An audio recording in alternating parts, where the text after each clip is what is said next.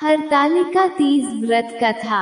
हर हर महादेव। प्रिय श्रोताओं, आप सभी को हरतालिका तीज की हार्दिक शुभकामनाएं। प्रिय श्रोताओं, हर साल भाद्रपद महीने की तृतीया को हरतालिका तीज का व्रत किया जाता है। इस साल हरतालिका तीज का व्रत 26 अगस्त यानी मंगलवार को किया जाएगा। इस साल हस्त नक्षत्र में हरतालिका तीज रहेगी। इस दिन सुबह 06 बजे तक हस्त नक्षत्र रहेगा।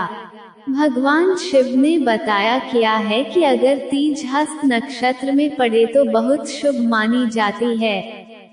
हरतालिका तीज पर मां पार्वती और भगवान भोलेनाथ की मिट्टी की मूर्ति बनाकर पूजा की जाती है।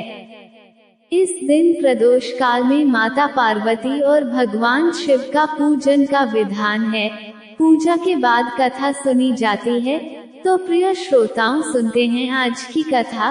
कथा सुनने से पहले भगवान शिव के चरणों में अपनी हाजिरी। वीडियो को लाइक करके कमेंट बॉक्स में हर हर महादेव जरूर लगाएं। एक बार भगवान शिव जी ने पार्वती जी को उनके पूर्व जन्म का स्मरण कराने के उद्देश्य से इस व्रत के महात्म्य की कथा कही थी। भोले शंकर ने कहा, हे गौरी, पर्वतराज हिमालय पर स्थित गंगा के तट पर तुमने अपनी बाल्यावस्था में 12 वर्षों तक अधोमुखी होकर घोर तप किया था। इतने वर्ष तुमने अन्न न खाकर पेड़ों के सूखे पत्ते चबाकर व्यतीत किए। माघ की विकराल शीतलता में तुमने निरंतर जल में प्रवेश कर तप किया। वैशाख की जला देने वाली गर्मी में तुमने पंचाग्नि से शरीर को तपाया था। श्रावण मास की मूसलधार वर्षा में खुले आसमान के नीचे बिना अन्न जल ग्रहण किए समय व्यतीत किया। तुम्हारे पिता तुम्हारी कष्ट साध्य तपस्या को देखकर बड़े दुखी होते थे।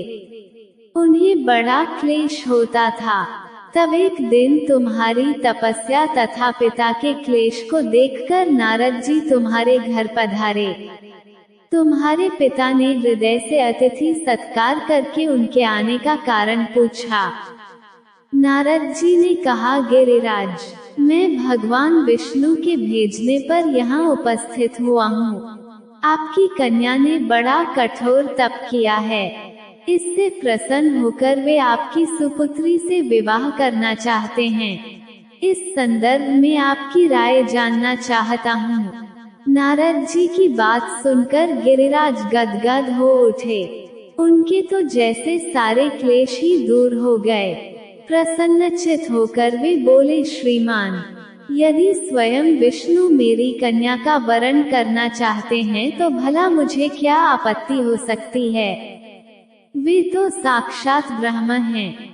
हे महर्षि, ये तो हर पिता की इच्छा होती है कि उसकी पुत्री सुख संपदा से युक्त पति के घर की लक्ष्मी बने।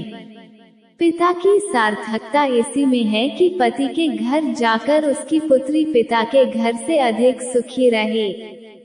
तुम्हारे पिता की स्वीकृति पाकर नारद जी विष्णु के पास गए और उनसे तुम्हारे विवाह के निश्चित होने का समाचार सुनाया। मगर इस विवाह संबंध की बात जब तुम्हारे कान में पड़ी तो तुम्हारे दुख का ठिकाना न रहा। तुम्हारी एक सखी ने तुम्हारी इस मानसिक दशा को समझ लिया और उसने तुमसे उस विक्षिप्तता का कारण जानना चाहा। तब तुमने बताया, मैंने सच्चे हृदय से भगवान शिव शंकर का वरण किया है, किंतु मेरे पिता ने मेरा विवाह विष्णु जी से निश्चित कर दिया। मैं विचित्र धर्म संकट में हूँ। अब क्या करूँ? प्राण छोड़ देने के अतिरिक्त अब कोई भी उपाय शेष नहीं बचा है। तुम्हारी सखी बड़ी ही समझदार और सूझबूझ वाली थी। उसने कहा, सखी, प्राण त्यागने का इसमें कारण ही क्या है। संकट के मौके पर धैर्य से काम लेना चाहिए। नारी के जीवन की सार्थकता इसी में है कि पति रूप में हृदय से जिसे एक बार स्वीकार कर लिया, जीवन पर्यंत उसी से निर्वाह करें।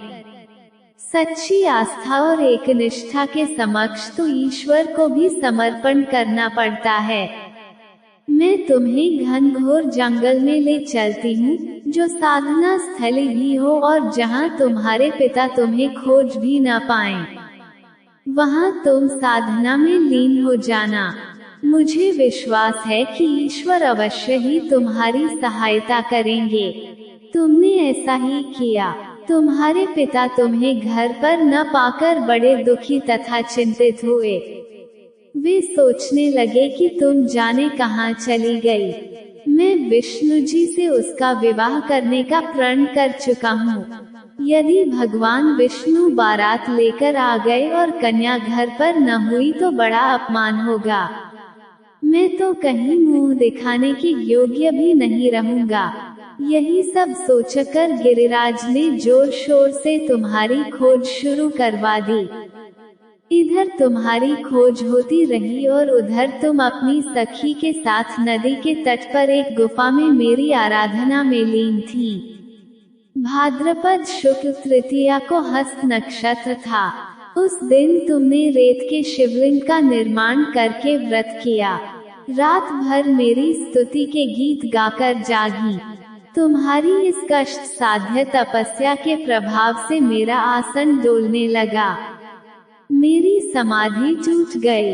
मैं तुरंत तुम्हारे समक्ष जा पहुंचा और तुम्हारी तपस्या से प्रसन्न होकर तुमसे वर मांगने के लिए कहा। तब अपनी तपस्या के फलस्वरूप मुझे अपने समक्ष पाकर तुमने कहा, मैं हृदय से आपको पति के रूप में वरण कर चुकी हूँ।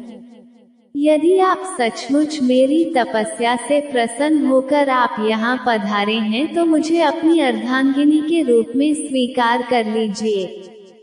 तब मैं तथास्तु कहकर कैलाश पर्वत पर लौट आया। प्रातः होते ही तुमने पूजा की समस्त सामग्री को नदी में प्रवाहित करके अपनी सहेली सहित व्रत का पारणा किया। उसी समय अपने मित्र बंधु व दरबारियों सहित गिरिराज तुम्हें खोजते खोजते वहां आ पहुँचे और तुम्हारी इस कष्ट साध्य तपस्या का कारण तथा उद्देश्य पूछा। उस समय तुम्हारी दशा को देखकर गिरिराज अत्यधिक दुखी हुए और पीड़ा के कारण उनकी आंखों में आंसू उमड़ आए थे। तुमने उनके आंसू पोंछते हुए विनम्र स्वर में कहा, पिताजी, मैंने अपने जीवन का अधिकांश समय कठोर तपस्या में बिताया है। मेरी इस तपस्या का उद्देश्य केवल यही था कि मैं महादेव को पति के रूप में पाना चाहती थी। आज मैं अपनी तपस्या की कसौटी पर खरी उतर चुकी हूँ। आप क्योंकि विष्णु जी से मेरा विवाह करने का निर्णय ले चुके थे, इसलिए मैं अपने आराध्य की खोज में घर छोड़कर चली आई। अब मैं आपके साथ इसी शर्त पर घर जाऊंगी कि आप मेरा विवाह विष्णु जी से ना करके महादेव जी से करेंगे। गिरिराज मान गए और तुम्हें घर ले गए। कुछ समय के पश्चात शास्त्रोक्त विधि विधान पूर्वक उन्होंने हम दोनों को विवाह सूत्र में बांध दिया। हे पार्वती, भाद्रपद की शुक्ल तृतीया को तुमने मेरी आराधना करके जो व्रत किया था, उसी के फलस्वरूप मेरा तुमसे विवाह हो सका। इसका महत्व यह है कि मैं इस व्रत को करने वाली कुंवारियों को मनोवांछित फल देता हूँ। इसलिए सौभाग्य की इच्छा करने वाली प्रत्येक युवती को यह व्रत पूरी एकनिष्ठा तथा आस्था से करना चाहिए। प्रिय श्रोताओं, ये थी आज की वीडियो। उम्मीद है आपको वीडियो पसंद आई होगी। वीडियो को लाइक, कमेंट और शेयर जरूर कीजिएगा। कल फिर मिलते हैं एक नई वीडियो के साथ। तब तक हर हर महादेव।